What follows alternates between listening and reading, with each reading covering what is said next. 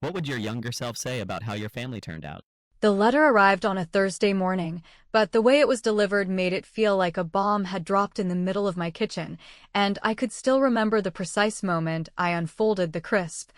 official paper and realized that my parents were suing me for ownership of the company I had spent more than a decade building from scratch, pouring every ounce of energy, every sleepless night, and every difficult decision into turning an idea that had seemed impossible into a thriving business that my employees and I had made our lives around. And as I read the words on the page, seeing my mother and father's names listed as plaintiffs, the room didn't spin or blur because I was shaking with rage.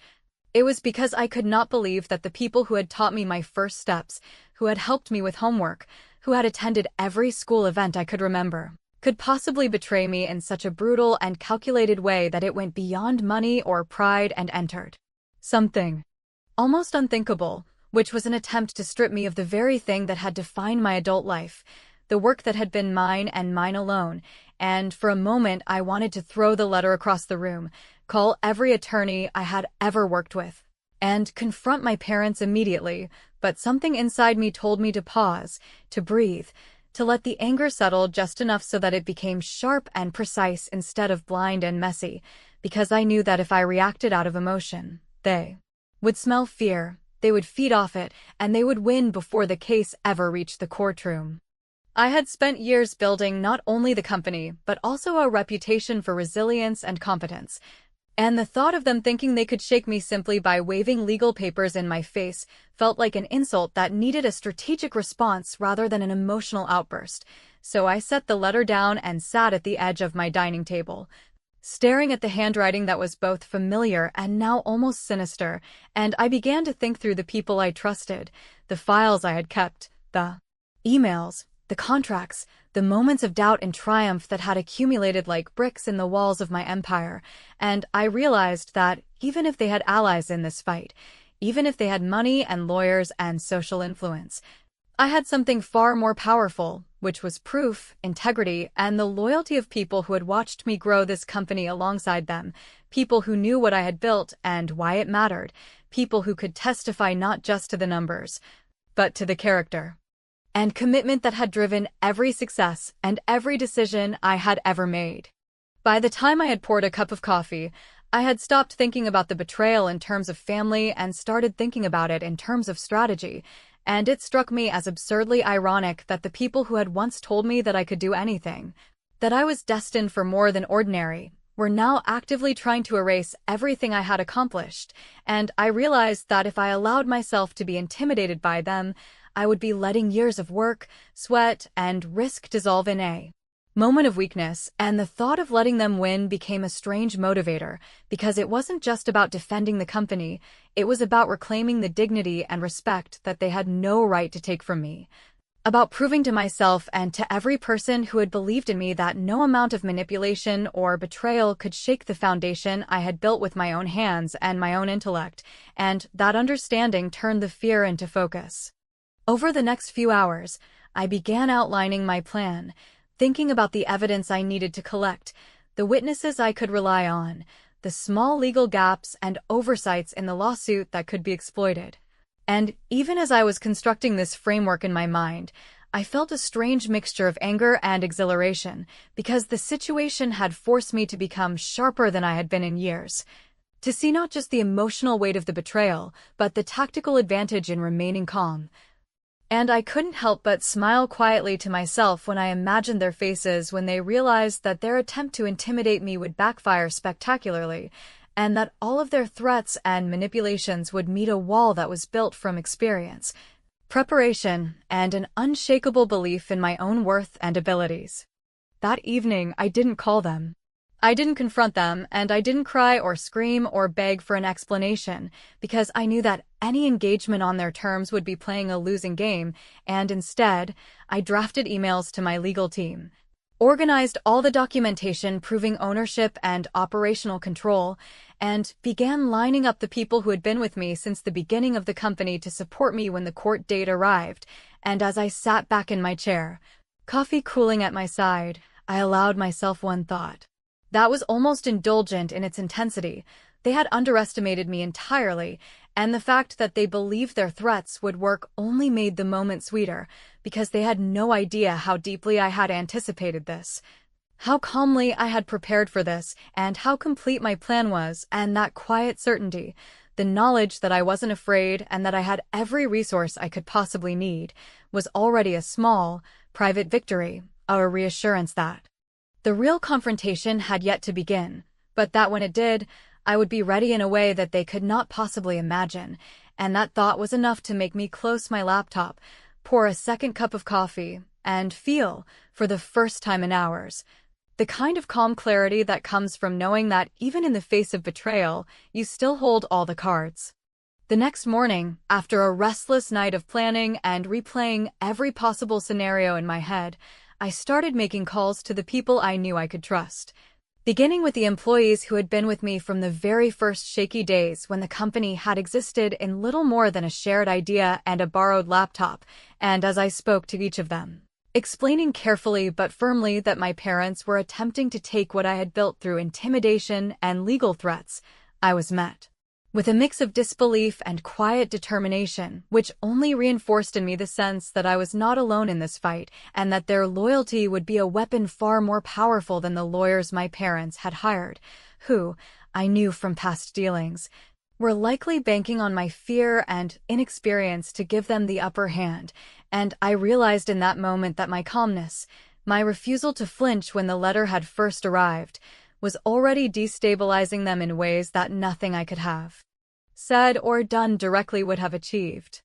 By mid-morning, I had started compiling every single document, email chain, contract, and communication that demonstrated not only my ownership of the company, but also the countless decisions I had made that had kept it afloat during its most precarious moments, and as I stacked these digital and physical files, I began to see a pattern emerge that I had suspected all along. My parents were relying on assumptions and the weight of their perceived authority rather than facts, and they had made the critical error of underestimating my knowledge, my preparation, and my willingness to fight without hesitation, which meant that every threat they had issued, every subtle intimidation tactic, and every carefully worded email designed to unnerve me had already set the stage for their own downfall.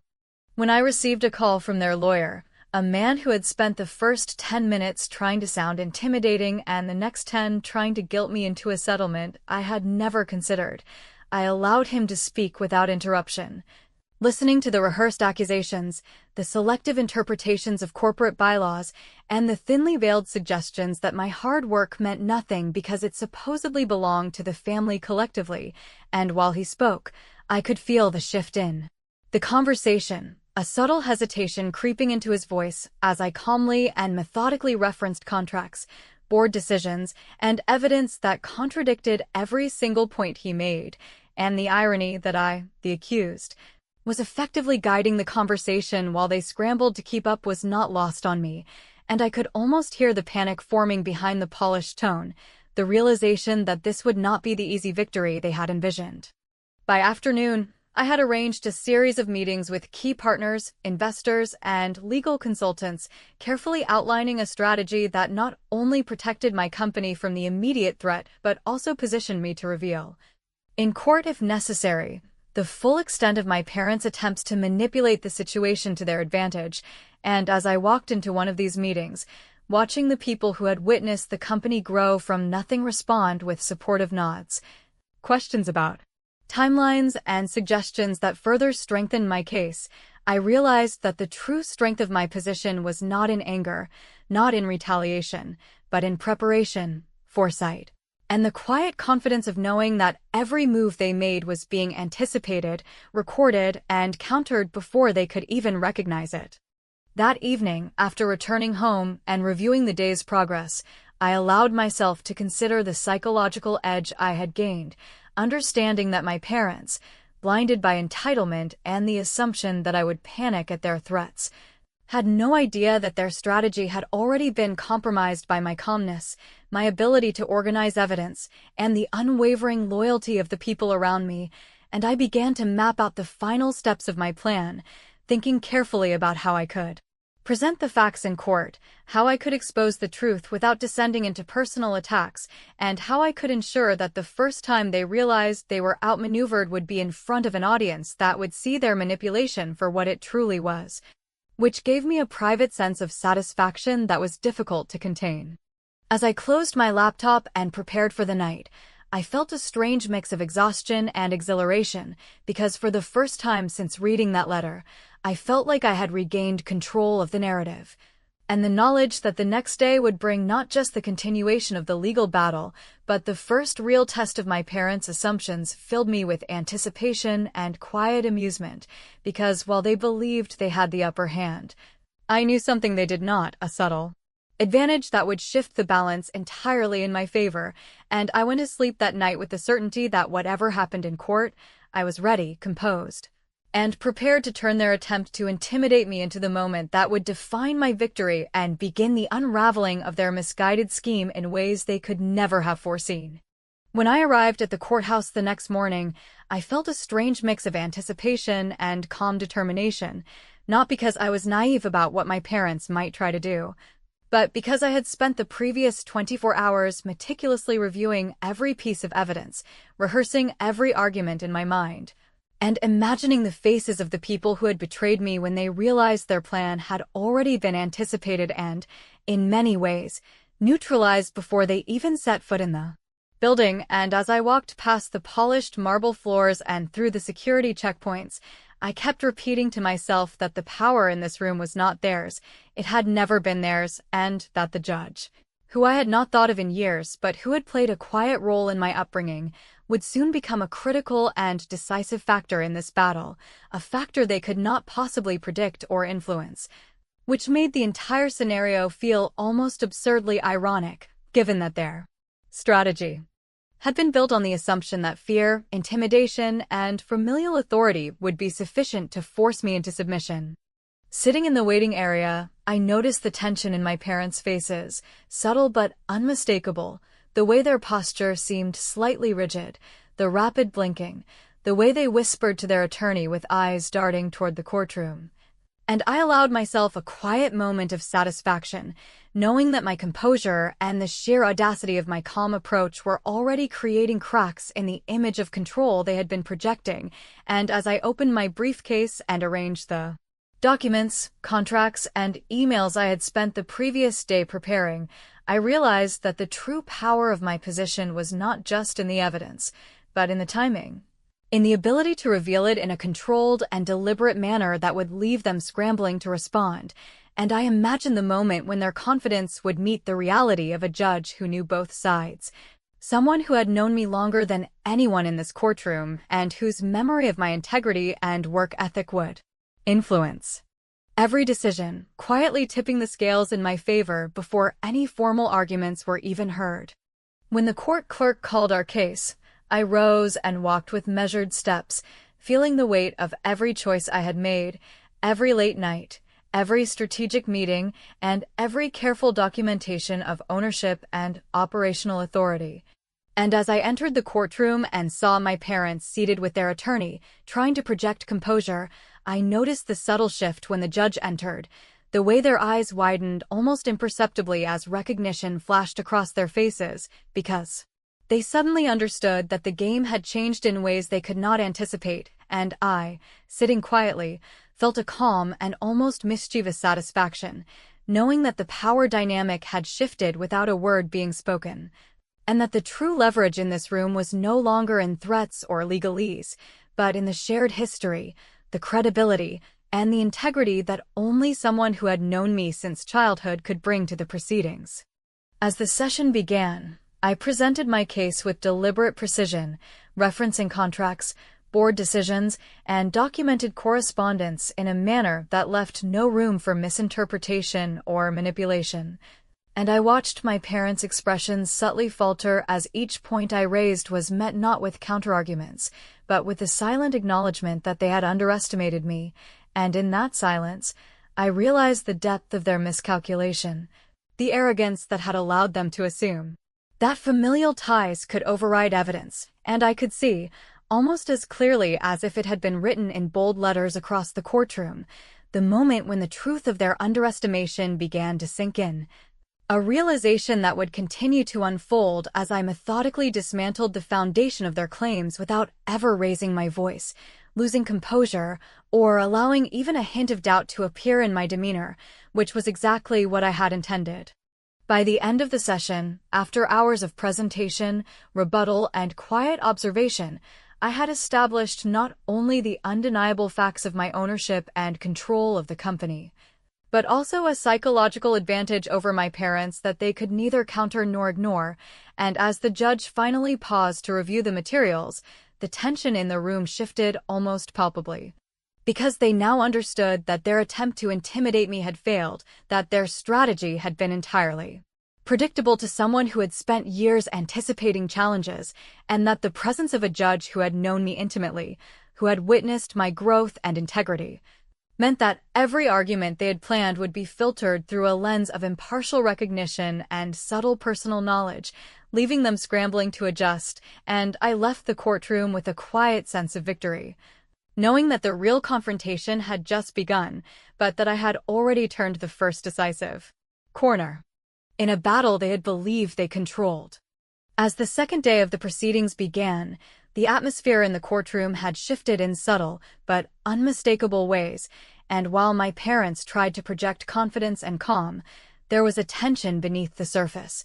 a tightness in their shoulders and a stiffness in their movements that betrayed the creeping realization that the strategy they had relied on for so long was unraveling faster than they could manage, and I, sitting at my table, quietly observed every micro-expression, every slight hesitation, and every repeated glance toward the judge, knowing that each moment of doubt and confusion would compound the psychological advantage I had carefully cultivated since receiving the initial letter.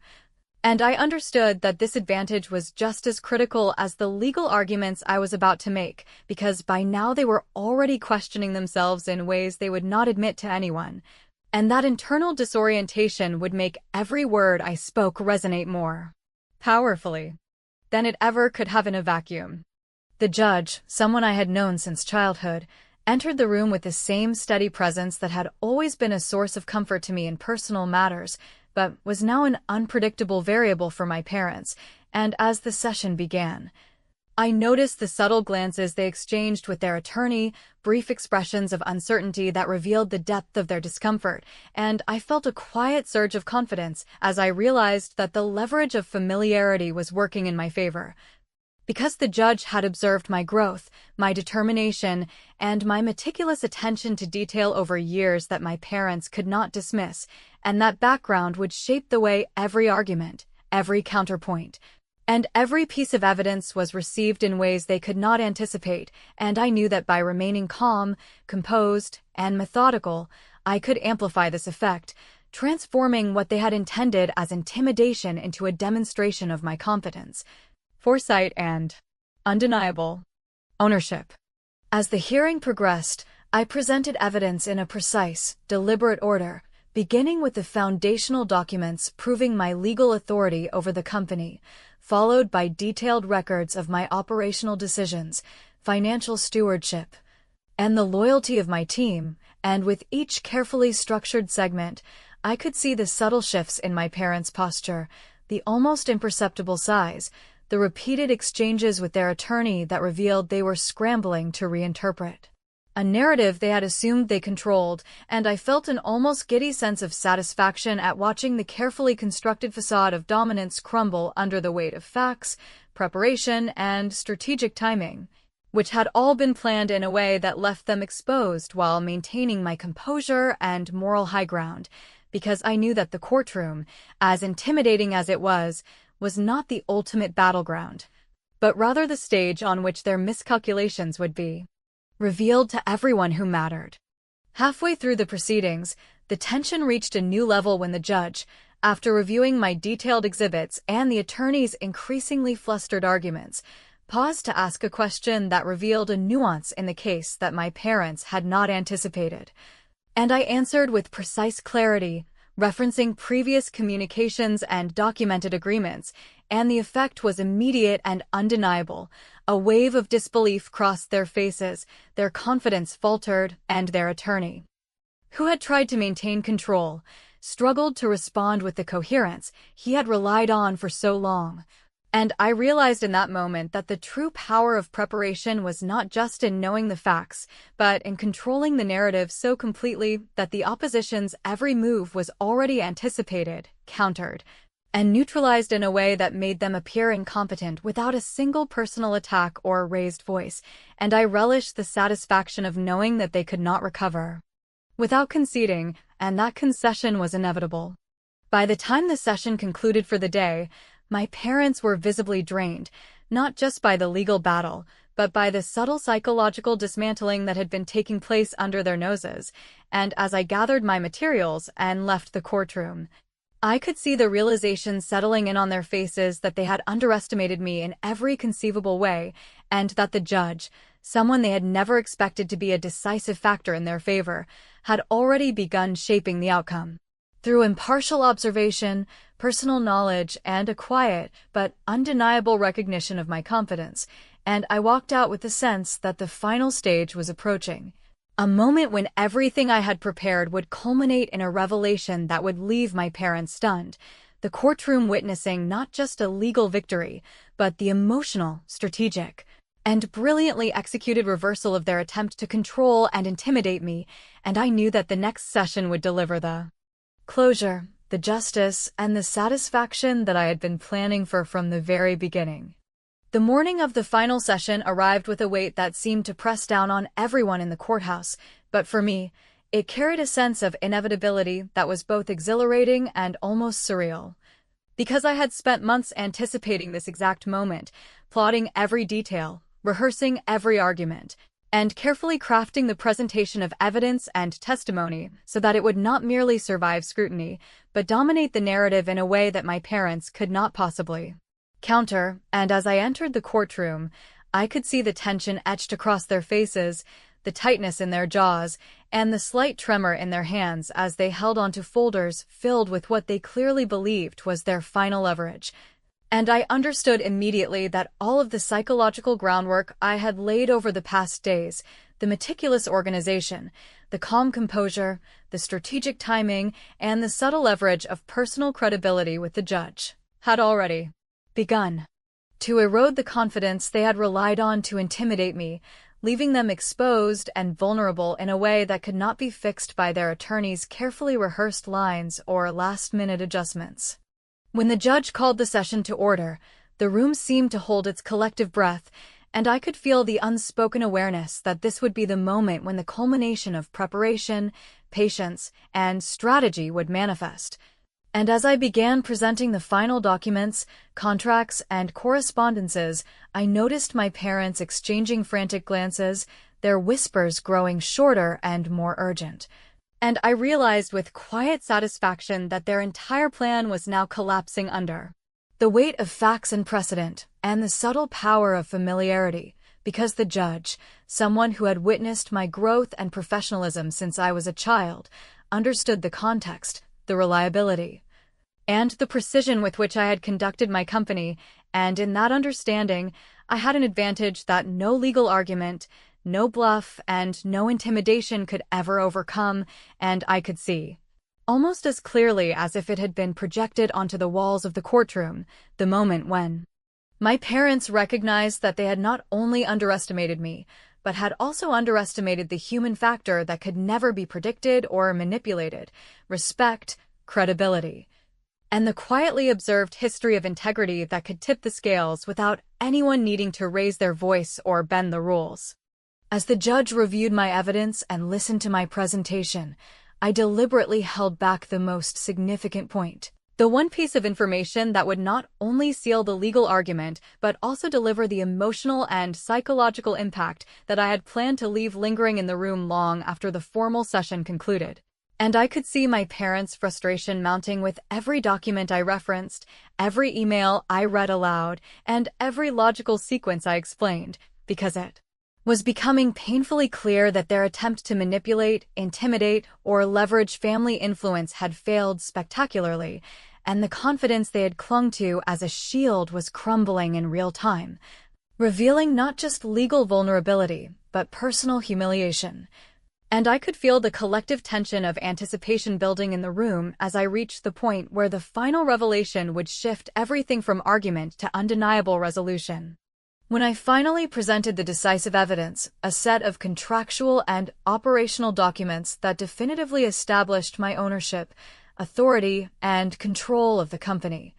along with correspondence that proved their attempted interference was legally and ethically invalid, the courtroom fell silent, and I watched their faces, their disbelief, and their silent acknowledgement of defeat. Because it was in that moment that the cleverness of the plan fully crystallized, not only because it had been executed flawlessly, but because the person making the final judgment, someone I had known intimately for most of my life, immediately recognized the thoroughness, fairness, and inevitability of the case. And I could see the shock in my parents' eyes when the judge confirmed, without hesitation, that their claims were dismissed and that all rights, authority, and control remained unequivocally mine, and that the court was now publicly acknowledging the failure of their strategy in a manner that left no room for dispute, apology, or explanation, and it was in that silence, that precise and unassailable moment, that I felt the full satisfaction of months of preparation, strategy, and patient anticipation paying off, leaving them to absorb the weight of their own miscalculations while I walked away with an unmistakable sense of triumph, justice, and brilliantly executed emotional and strategic victory that could never be taken from me.